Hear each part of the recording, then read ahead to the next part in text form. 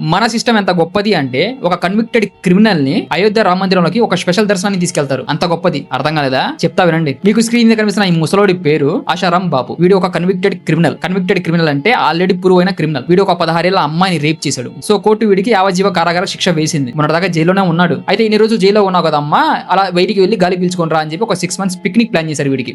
6 months bail ఇచ్చింది court. ఎందుకు bail ఇచ్చింది అని అడిగితే మనోడు హెల్త్ బాగోట్లేదంట, మనోడు ఏజ్ పెరిగిపోయిందంట, అందుకు బెయిల్ ఇచ్చింది. ఒక 6 months అలా పిక్నిక్ వెళ్ళరమ్మా అని చెప్పి. సో ఇప్పుడు మనోడు బయట తిరుగుతున్నాడు. సరే అది పక్కన పెట్టేస్తే మనోడు మొన్న రామ మందిరానికి వెళ్ళాడు. అయితే అయోధ్య రామ మందిరంలో ఒక స్పెషల్ దర్శనం ఉంటుంది. ఇది ఓన్లీ ఒక PMs, ఒక పెద్ద పెద్ద పొజిషన్ లో ఉన్న వాళ్ళకి మాత్రమే ఆ గేట్ ఓపెన్ చేసి స్పెషల్ దర్శనం చేపిస్తారు రాముల వారితో. అయితే మనోడు వచ్చాడు కదా, వీడి కోసం కూడా ఆ గేట్ తెరిచారంట. గేట్ తెరిచేసి లోపల పంపించేసి రాముల వారి దర్శనం చేపించారు. PM వెళ్లాల్సిన గేట్ నుండే మనోడు కూడా పంపించారు. అంటే ఇక్కడ PM కి ఒక క్రిమినల్ కి పెద్ద డిఫరెన్స్ లేదన్నమాట. అంటే అదే కనిపిస్తుంది కదా, అలానే పోర్ట్రే అవుతుంది బయట. అసలు మైనర్ అమ్మాయిని రేప్ చేసిన వాడికి బెయిల్ ఇవ్వడమే తప్పు. అది మన సిస్టమ్ తప్పు అనుకుంటే, అలాంటి వాడికి పవిత్రమైన రామ మందిరంలోకి ఒక స్పెషల్ వ్యక్తిలా తీసుకెళ్లడం ఇంకెంత పెద్ద తప్పండి. ఈ పెద్ద మనిషి మన దేశానికి సేవ చేశాడా స్పెషల్ గా తీసుకెళ్ళడానికి లోపలికి? మీరు అడగొచ్చు, ఎందుకు ఒక క్రిమినల్ అయితే రామ మందిరానికి వెళ్ళకూడదా, దర్శనం చేసుకోకూడదా అని. వెళ్ళొచ్చు, తప్పు లేదు, గుడికి వెళ్ళడం తప్పు కాదు. కానీ అంత బోగ్గాడికి అంత స్పెషల్ ట్రీట్మెంట్ అవసరమా?